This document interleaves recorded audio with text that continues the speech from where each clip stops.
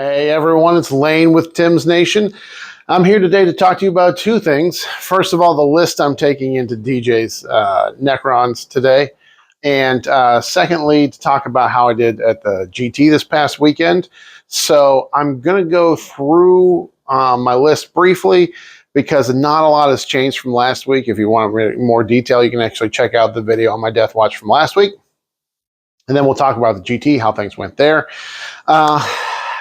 First of all, we have to address the fact that in DJ's list video, he seemed to really talk a lot of crap about DeathWatch, and I understand that his tender, fragile ego needs to make him feel like this big guy because he's taking one of the best armies in the game against the worst army in the game that's being run out of the whole game entirely.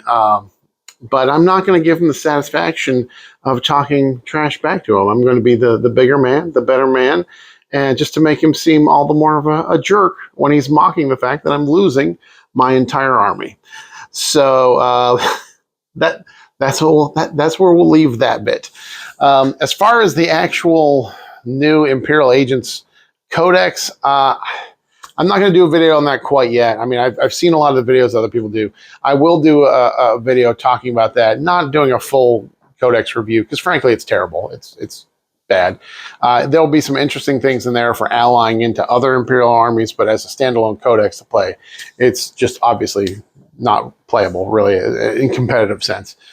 It's super frustrating to go through that. I will do a video though where we talk specifically about the DeathWatch in there. But first of all, let's go through the list. Like I said, not a lot has changed from last week. I made two key swaps here based on what happened to the GT and just playing into things like Blood Angels and Drukhari. It's kind of brutal. So first of all, let's go through the list. We'll go through it quickly here, being that the Codex is not going to exist after another 2 weeks. So let's do it. All right, guys, this is the last ride of the DeathWatch. I understand that last week I said last ride of the DeathWatch. However, I found out that the pre-order they announced was actually a 2-week pre-order. So this weekend I will be taking this list into a GT here in Canada, and that will be the absolute final ride of the DeathWatch. So we are DeathWatch. We are in the Black Spear Task Force. Our characters are an Apothecary Biologist with a Beacon Angelus. This means that he can give his unit the ability to deep strike and a rapid ingress for free. He'll be joining a 6-man Eradicator brick, as he always does, and as he always should do. We have the Captain with Jump Pack. He may or may not be joining some Jump Intercessors. I feel like DJ, with this current Necron list, does not have any deep strikers. So I actually may just keep him solo for this one and hide him in the back until he pops off his tome. We'll see. We'll see how I feel. But he has the Tome of Ectoclades, which is the DeathWatch specific enhancement that lets me once per game pick 2 targets and reroll all hits and all wounds into those targets. We've got a Watchmaster, who is my Warlord, so he gives off the 12-inch aura of increasing the cost of stratagems by 1 extra CP for my opponent. And he has the enhancement today, I forgot what it is. The Thief of Secrets, giving his already pretty good close combat weapon, the Vigil Spear, giving it +1 strength, +1 AP, and +1 damage. And if he kills a single model, then that goes up to +2 strength, +2 AP, and +2 damage. Really want to get that thing cooking. Also, he gives his army the ability to advance, fall back, shoot, and charge. Do all those things. And then the swap out. Last week I had 2 Watchmasters. This week I dropped one and I put in a Judiciary. This is because, man, those Blood Angels are mean. And I tried to block out and screen out Blood Angels to prevent their deep strikes and their rapid ingresses. But they just sent too many trash units in and just cleared out all my screening units. So I'm going to have a Judiciary today. He's going to be attached to a 5-man DeathWatch veteran squad. And just as it's not going to be super relevant in this list, in this matchup, I'm playing against the Necrons here because he doesn't have a lot of stuff he's going to be pushing forward for close combat. But it's something I'm going to be running this weekend because I'm sure I'll pop into 1 or 2 Blood Angels players at this next upcoming GT. So the Judiciary, he gives his unit fight first, and he has the ability to precision out characters. And if he kills a character, he gets a +1 attack for the rest of the game. And if he kills, every time he kills a character, he gets an extra attack, so it makes it a little juicier. The big thing is he gives his unit fight first. So if some nasty little Blood Angel, Assault Intercessors, the jump packs, jump in and try and wipe this unit out that's screening, they'll at least get to fight first and kind of slow them down. So that's one of the swaps from last week. Next, we've got 2 DeathWatch veteran squads. These guys, they reroll 1s to hit. And if I'm playing against Xenos, which I am today, they reroll their entire hit roll. Kind of relevant because their Thunderhammers hit on 4s, and their frag cannons also hit on 4s because they're heavy if they move, and they're going to be moving quite a bit. Now, this week I'm taking a 10-man and a 5-man. The swap I made here, because I had 2 5-mans last week, as I dropped one of my Assault Intercessors with Jump Back Squad, so I only have 2. Last week I had 3. But, man, I want this one big missile to shoot out there led by a Watchmaster. Just shoot out of the Rhino, shoot across the table, and just absolutely wreck something. So we're taking a big 10-man for that. And then the 5-man, like I said, will be attached to the Judiciary to kind of screen out a little bit and also do the work that they do. Next, we got 1 Rhino. I'm going to put that 10-man brick of DeathWatch vets in there so that they can use that as kind of a launching pad to shoot out and do some business. You got 2 Assault Intercessors with Jump Pack squads. These are super great for utility, for scoring primaries and secondaries, for getting around the table. 12-inch move is a big deal, and they do slap kind of hard in combat just because they do some impact mortals when they charge in. We've got, of course, the DeathWatch or the Centurion Devastator squad. These guys are super strong. They always reroll 1s to hit. And if you're on if their target is on an objective, then they reroll the whole hit roll. That's super useful because they've got each one has a twin-linked las cannon, and then each one has a D3 shots Centurion missile launcher. It's D3 blast, strength 9, AP2, D3 damage, and so those can really cook into bigger squads as well. 2 drop pods. Super utility. The drop pods are OC2, so that means they can do actions and stuff. So not only do they deliver their deadly cargo, their deadly transport into danger close range, but they also can stick around and do actions and score primaries and secondaries. And then I've got a 6-man Eradicator squad. These guys are going with the Apothecary Biologist with the enhancement that lets them deep strike and rapid ingress. And they're Eradicators. They always reroll hits, wounds, and damage. And then we have 2 of the 2 of the Stern Guard veteran squads. These guys are with the bolters that 2 shots apiece, rapid fire 1, and they do have devastating wounds, and even their heavy bolters have dev wounds. So when I pop that tome turn, I'm going to be rerolling hits and wounds. I'll be fishing for 6s for dev to kind of cut through and destroy something. That is the list. That's it. That's what we're running. Very similar to last week with a couple key swaps. I wanted to try that Judiciary in there because there are several armies right now that are really strong when it comes to close combat. And the fact is that GW's terrain layouts for Pariah Nexus, many of them heavily favor combat armies. They give plenty of place to just hide and stage and then shoot out and destroy things. This is strong for Drukhari, for Blood Angels specifically, Space Wolves also, other blanking on other close combat specific armies, but the terrain definitely favors them. So I wanted to have the Judiciary in there to give me at least a fight first somewhere, so at least I get a fighting chance with one of my screening units that when they do get charged, at least they get to fight first. Then got just more DeathWatch veterans because I do like the fact that having the Watchmaster give them the ability to advance and charge, and having them in a Rhino and allowing them to shoot out of that Rhino. They get the 3-inch disembark, their 6-inch move, plus their advance, plus their charge roll really allows them to shoot across the table quickly. And there are certainly times when I roll a 5 or 6 on that advance, like, man, they're going real far and basically guaranteeing me a charge. That's super useful because, as I've talked about before, I have so many units that drop in and deep strike in. The uppy downy with the dev sense, the deep striking eradicators, the deep striking stern guard, that it's sometimes I can't get everything to get eyes on targets, especially because so many of the terrain layouts now just can block out entire sections of the board and reduce your firing lanes, even with deep striking. I needed to have something that could do close combat really well. And those DeathWatch vets are pretty strong with all those DeathWatch Thunderhammers because they are strength 10, AP2, 3 damage with dev wounds. So hopefully we get to bonk through some through some Necron units with those. So strategy, I just got to play around all the Canoptic Court shenanigans, and they have shenanigans aplenty. Their lone op now is only 18 inches instead of 12. It's still a challenge to play around, but hopefully with my deep striking units, I can kind of get around that a little bit. Their ability to scoot away, when I move within 9 inches, they can kind of move away. That is something I'm going to really use my Watchmaster to kind of mess with, because remember, the Watchmaster has that aura of increasing CP costs by 1, or increasing stratagem costs by 1 CP. So if DJ wants to do that, I'm going to make him spend 2 CP doing it. Same thing with all the other stratagem we have, like the Overwatch, the Lone Op. If I can get that Watchmaster and that big 10-man brick in there, it's going to make it more difficult for him to do those things.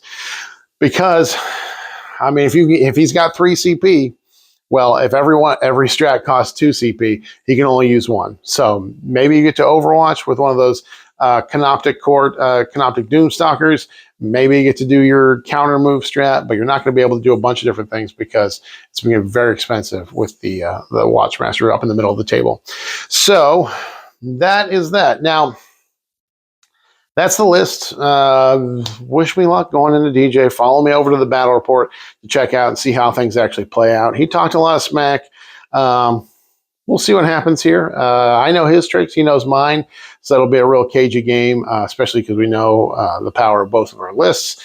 But now I'm going to talk a little bit of the GT this past weekend. I went to Columbus for the Arch City GT there, run by Scott Stormquist. He's a great guy. We've played him several times. He's always a good guy to play with, and he runs this every year. Puts on a good show. It's at a new store, Warpgate gaming store. They actually open next week. They kind of pre-opened just for us to have the tournament there. There was enough room for us to have a 64-player tournament. He had over 30 tables set up there. So they have space for it. It's a really cool location. The staff is great. So check out Warpgate in Columbus. And so I'll just go through the games here. Zach, a friend of the channel, and I went down, and we both played through there. He was taking Drukhari, of course, took my beloved DeathWatch, which I thought was going to be their last ride, but it turns out to be their penultimate ride, because we got one more last ride for the DeathWatch coming up this weekend. But so I'll just go through the games quickly. I'm not going to labor it a whole lot because obviously we're losing the DeathWatch army. But first game was against Sisters of Battle. Really good player, Phil. Really good sport. It was a good game. Turn 2, I came out and slapped him really hard. I picked up a 10-man Seraphim squad, and I picked up a Castigator, and I picked up an Immolator, and I picked up the squad that was in the Immolator. So I slapped him pretty hard, felt pretty good about that. But those Sisters just have so much consistency with the Miracle Dice. I played Sisters a couple editions ago, and you would get Miracle Dice here and there. But now the current codex, the generation of Miracle Dice is ludicrous. They get so many. They get one in every turn. They get 1/6 from the Triumph of St. Catherine every battle round. If they've got Sisters units on with simulacrums on objectives, they roll dice, and on a 4-up, they get whatever they rolled. They get that as a Miracle Dice, and every time they die, they get a Miracle Dice. Every squad has a Cherub, so when they use a Miracle Dice and they 1-taps per game, they get a Miracle Dice. So many Miracle Dice. Morven Valls kills something, they get a Miracle Dice. And the fact is that you don't have bad Miracle Dice anymore, because they have multiple characters that allow them to just essentially feed the characters trash Miracle Dice 1s and 2s, and it just it powers them up in huge ways. So there's no such thing as a bad Miracle Dice anymore. And it was tough going. And the big thing was that he just able to control his damage output. He had so many Meltas, and even if he wasn't in Melta range, didn't matter, because he's shooting at, my Devastator Centurions, gets a wound through, and let's just use a 4 or 5 to make sure this the single Melta shot kills the Dev Sense, and there's really nothing I can do about it. Frustrating to play against, because there's just nothing you can do, and nothing you can hope for, because it's a dice game. and they just decide which dice they want to use when. They don't have to roll that much. So I think, anyways, Phil was a good player. He did well in the tournament, had a good game, but did lose out there. And then the next 3 games, went on a hot streak and won my next 3 games in a row. I played against Eldari. It was an all-infantry Eldari. The only vehicle in the whole list was a single D cannon. And I was just able... My army has a ton of stuff that just kills Eldari infantry. The dev sense are great for this because the blast on the D3 missiles just turn into 10-man squads, just shreds them with that D3 blast shots on each of those guys. My Stern Guard shoot really well. Just the quantity of shots they get, the quantity of attacks they get in close combat, even if they're just strength 4, AP 0, 1 damage, still wrecks Eldari squads. And I really just made a focus of killing his key unit, which he had one of those 10-man Harlequin troops with Yvrain in it, which is really strong. Has a 4-up embalm, a 5-up feel no pain, and they regenerate D3 models per turn. But I actually made sure to overwatch them with a dev sense when they moved on to an objective.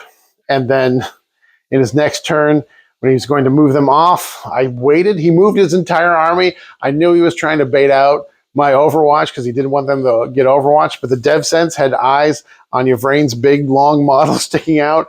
So he moved his entire army, every single model he had to move, even some models he probably didn't want to move because he's just trying to bait out that he's moving all sorts of units right in front of my Devastator Centurions. But I had popped sustain in my battle and my command phase, so I still had sustained, and Yvrain's unit was sitting on objective, so I would get full rerolls. I waited. It was the last unit he moved. Overwatched. I thought I was going to just pick up the last 4 or 5 Harlequin troops, but I wrecked the Harlequin troops and Yvrain, and the other model was attached.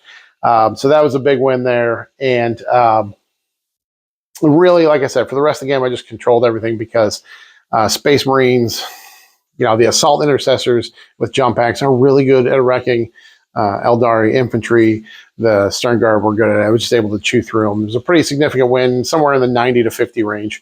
Next, I played against a Dark Angels player, Dark Angels Gladius, I believe. And again, based on how he deployed and everything and moved everything out, I was just able to pick off his army turn at a time. Nothing really significant to report there. Just that when the DeathWatch slaps, it slaps really hard. And so I was able to pick up and do a lot of damage.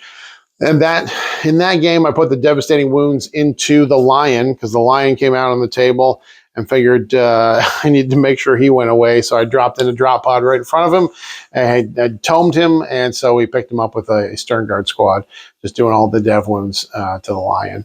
And was able to wreck 3 Terminators. And my Eradicators came in, did really well against a Land Raider and picked that thing up. So we had a really strong damage output. You guys have seen on the channel that the DeathWatch can hit really hard, and that's what they did in this game. Game 4, played into Grey Knights. You guys know I have experience playing against Grey Knights. It was an interesting list. It had a Storm Raven, and the Storm Raven had a Venerable Dreadnought or whatever old school Dreadnought they could take with the Grey Knights, and the Purifier, 10-man Purifier brick with Crow in there. And there was also a Storm Talon, 3 Nemesis Dreadknights, a couple strike squads. He went first, moved his whole army up, took position on the table, and I popped Tome turn 1 and picked up 3 Dreadknights and a 5-man strike squad. And then in his turn, as soon as he moved that Venerable Dreadnought, it was on an objective, so I had the Dev Sense Overwatch and pick that up. So it was before he was able to kill anything. Turn 1, he did 2 wounds to my Rhino, and Rhino's heal 1, so net it was 1 wound. Before he got to activate again, I had picked up about 800 points or so of his armory. So it was just a brutal attack there. Like I said, you guys have seen it. When the DeathWatch pop off really hard, if you show me all your army, I can hit it pretty hard. So another pretty decisive win there. And then game 5, I played against Conan. Conan's running Blood Angels. Conan's a very good player. Blood Angels are a very, very good army. His dice were very hot. There's nothing I could do about it. It was a debacle. He scored 100. I scored 24. Basically tabled me effectively within the first 2 turns, but by turn 3, I had a few things left, but it cleaned them up. The ability to essentially the Blood Angels win the trash war between screening units. A little assault intercessor squads can just jump in, clean out all your screening units, and then they rapid ingress a big old brick of Death Company, and there's nothing you can do because the Death Company just wreck whatever they get near. With a 12-inch move, they can get near anything if they've rapid ingressed into a good place. So it's tough to. I don't really know what I could have done differently in that scenario, and that's why I've added a Judiciary to my list to try out for this next GT, because there's probably going to be Blood Angels players there. I need to be ready for that. But yeah, so that's how it went. Went 3-2 overall. I think I got 23rd place out of 64 players, so just on the cusp of being in the top third. They did give out lots of paint prizes. I didn't get any painting prizes. They had like first, second, third, and best squad, best large model, all that kind of thing. There were some great painted armies there, so I can't complain about not winning those, because the people who won definitely deserved it. But a great experience. Had a good time. And I will definitely be going back next year. So that was the GT. 3-2 is the final result for the DeathWatch there. We'll see if we can improve that to a 4-1 next week in the last ride of the DeathWatch in Canton, as we're going to Battlegrounds and Board Games for their GT there. So all right, guys, follow me over to the Battle Report. Let's see how they do here, the last ride on this channel. All right, see you there.